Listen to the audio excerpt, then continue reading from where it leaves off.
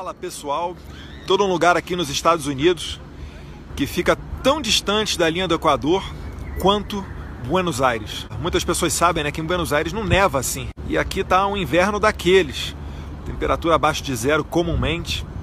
E eu estou aqui para falar um pouquinho de aquecimento global, porque os Estados Unidos saíram do Acordo de Paris, que falava, né, sobre o clima mundial, com uma tese de aquecimento global.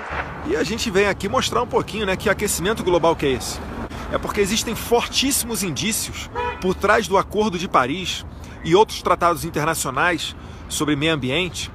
Então, a população norte-americana seria punida por já ter se desenvolvido muito, por ter criado tecnologias, enfim, uma coisa totalmente nova, um conceito totalmente novo e que não faz sentido nenhum. É o professor da USP, climatologista Ricardo Augusto Felício, que tem doutorado em Antártida. Na imprensa, sempre que esse assunto vem à tona sobre o aquecimento global, sempre vem com aquelas imagens das calotas polares derretendo. Parece que são as mesmas imagens usadas. São sempre as mesmas imagens, né? Deve ter uns 20 anos aquela imagem. E nessa propaganda do derretimento da calota polar, do aumento da temperatura, tem uma questão que é omitida, que calotas polares também se formam. Não é isso, Ricardo? Você que estudou bastante esse assunto. O gelo também se forma. O mais engraçado é que nós temos mais de 160 mil geleiras cadastradas e o IPCC, que é o órgão da ONU que trabalha com o clima, ele monitora cerca de 40, 50 pequenas geleiras. Então, elas são totalmente fora da realidade do que é uma geleira, por exemplo, na Antártida. É uma coisa extremamente gigantesca que tem uma resposta climática muito longa, muito longa. E dá para dizer que o nível do mar aumenta em função do derretimento das calotas polares, que isso é um risco para a população? Não, de maneira alguma isso está acontecendo, né? O Macaulay, que é um oceanógrafo já falecido, ele fala, a última coisa que o mar tem é nível, né? De tanto que o mar varia em vários lugares do mundo. Só para você ter uma noção, o próprio fenômeno El Niño, que é um fenômeno natural, ele altera o nível do mar em meio metro. E a pior catástrofe que o IPCC gosta de colocar nos seus cenários, né, no relatório número 4, ele falava de 59 centímetros. Então por que eu tenho que temer uma coisa que já acontece naturalmente? Então não tem sentido isso. O Ricardo fala muito dessa diferença entre fenômenos locais e fenômenos globais. E as pessoas muitas vezes tomam por global certos fenômenos que são locais. Você fala também da temperatura, quer dizer, tem a temperatura em cada lugar, aí o pessoal pega e faz uma média geral. Isso. Até que ponto isso é verdadeiro? Começa a utilizar bastante imagens, monitoramento via satélite de temperatura de meia troposfera, que é da parte da atmosfera, da parte baixa da atmosfera, mas uma altura mais ou menos de 2 a 6 quilômetros de altura, né? Em que quando você faz essas medições, você também não encontra nenhum tipo de variação significativa. Às vezes a temperatura sobe um pouquinho um ano, baixa um pouquinho no ano seguinte. Tanto é que a média, no final das contas, é não ter nada.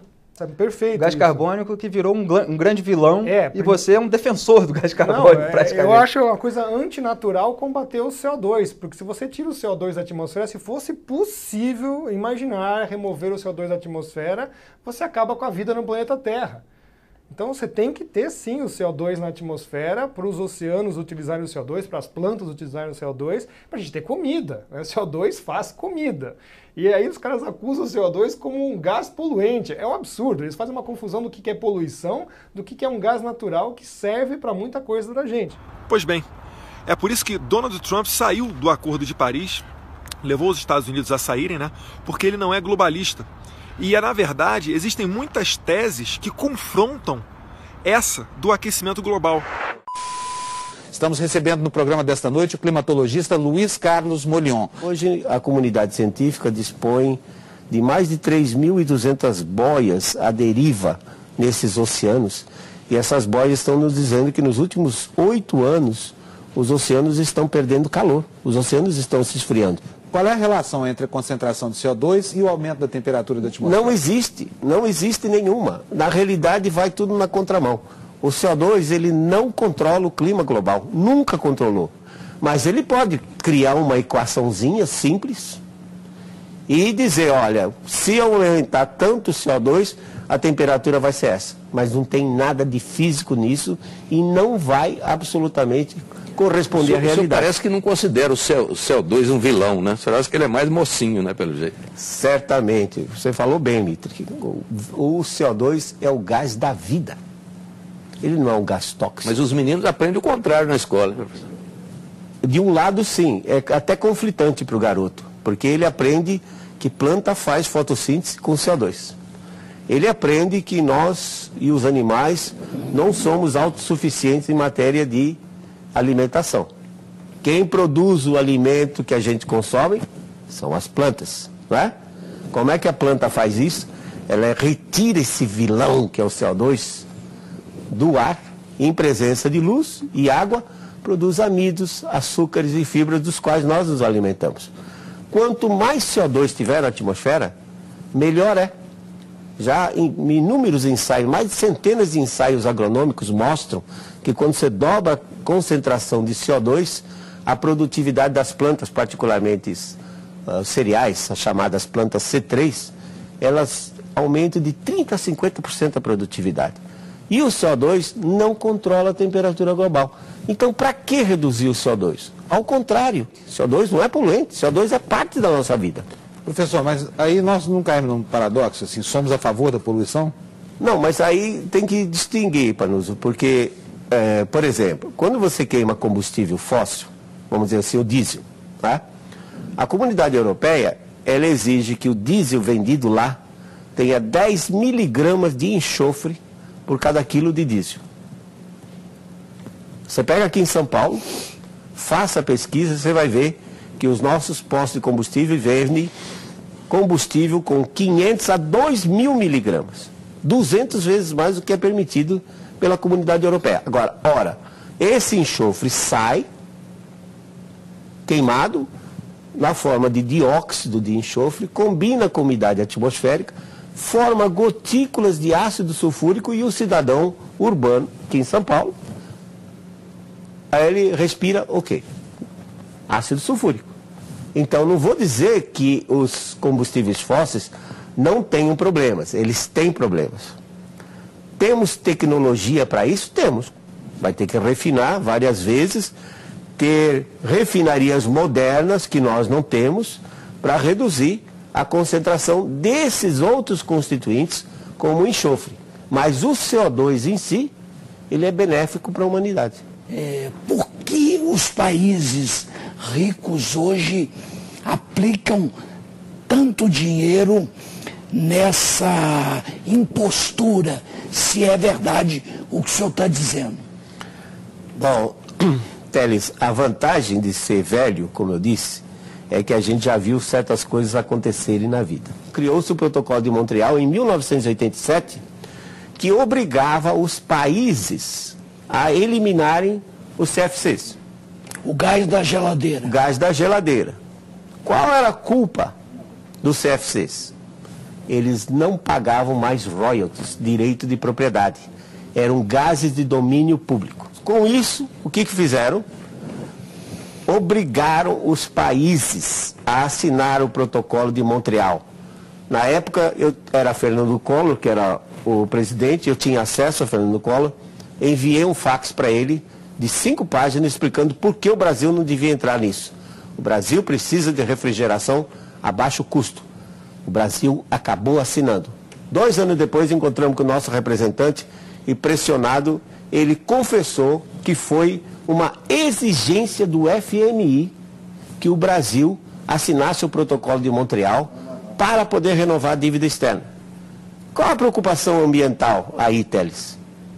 Totalmente econômica. Quem saiu ganhando com isso? 5 indústrias que detinham a patente. Mas tinha um discurso ambientalista por detrás, como tem agora. Mas o objetivo não é ambientalista. O objetivo, respondendo a sua pergunta, é o seguinte: já vimos isso na história antes, como se diz na gíria. Já vi esse filme antes. O senhor acha, então, que é uma grande conspiração internacional com interesse econômico, tendo por trás um discurso ambientalista? Porque, por exemplo, o Al Gore corre o mundo aplaudido em todo lugar, recebeu o prêmio Nobel. Tudo isso é falso? Ele está a serviço desses países industrializados. Eu resumiria esse negócio de aquecimento global, essa farsa, de aquecimento global com uma frase só: segurança energética dos países industrializados. O que é Japão? O que é Inglaterra? Alemanha? São todos países que não têm recursos naturais, não têm recursos energéticos.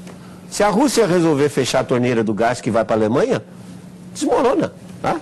Agora, professor, não há uma estrutura de inteligência no mundo localizada nas grandes universidades que são capazes de se juntar a essa campanha para denunciar que tudo isso sobre aquecimento é uma impostura? Por que isso não acontece? Está acontecendo, Teles, mas é muito lento, porque a propaganda a favor do aquecimento global, ela, na realidade, ela é muito maior. Mas, ela por exemplo, paga para desenvolver a tese de que o aquecimento é nocivo. Você pega, por exemplo, o caso da Inglaterra, né? Margaret Thatcher chegou e disse simplesmente isso. Está aqui tantos milhões de libras esterlinas, eu quero que vocês me provem que o CO2 aumenta a temperatura do globo. Pronto. Aí então os cientistas que normalmente não têm dinheiro, têm ali uma oferta de dinheiro para provar algo que é impossível de ser provado. Agora, tem uma reação mesmo em alguns países. Por exemplo, nos Estados Unidos, entre os republicanos, está emergindo uma posição contra essa teoria do aquecimento global. Que aquecimento global é esse? A decisão do presidente americano Donald Trump de retirar os Estados Unidos do Acordo de Paris contra a mudança climática provocou fortes reações do lado de fora da Casa Branca e também de líderes em todo o mundo. O presidente francês Emmanuel Macron afirmou que os Estados Unidos deram as costas ao mundo e que Trump cometeu um erro para os interesses americanos e um erro para o futuro do planeta.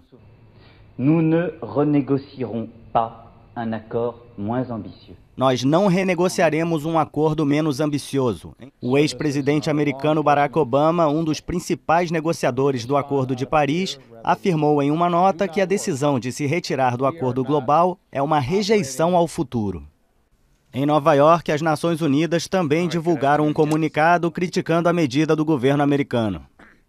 A decisão dos Estados Unidos é uma grande decepção em relação aos esforços globais para reduzir as emissões de gases de efeito estufa e promover a segurança global. A chanceler alemã Angela Merkel, que recebeu o primeiro-ministro chinês Li Keqiang em Berlim, lamentou a decisão de Trump, mas pediu que a política climática que preserva o planeta prossiga. Emmanuel Macron chega ao Fórum Económico Mundial e rapidamente sobe ao palco para um dos discursos mais aguardados do evento. O presidente francês não perdeu a oportunidade de ironizar Donald Trump. Certeza que ao chegar a Davos, especialmente ao chegar a este edifício, pode ser difícil acreditar em aquecimento global. Felizmente não convidaram ninguém que seja cético em relação a este tema. Ironias de parte, desde o primeiro dia do Fórum Económico Mundial, que a neve não para de cair. Em frente ao edifício são constantes os trabalhos de remoção de blocos de gelo. Que aquecimento global é esse? A costa leste dos Estados Unidos enfrenta este fim de semana uma baixa recorde de temperatura que pode ir até aos 40 graus negativos depois da tempestade de neve que fez pelo menos 21 mortes no país. No estado costeiro de Massachusetts, a tempestade foi acompanhada por ondas gigantes que provocaram inundações em algumas zonas de Boston. Não deixe que o discurso, principalmente dos globalistas, matéria em cima de matéria, jogando essa mentira para vocês, que ela reste sedimentada como verdade. Um abraço, fica com Deus.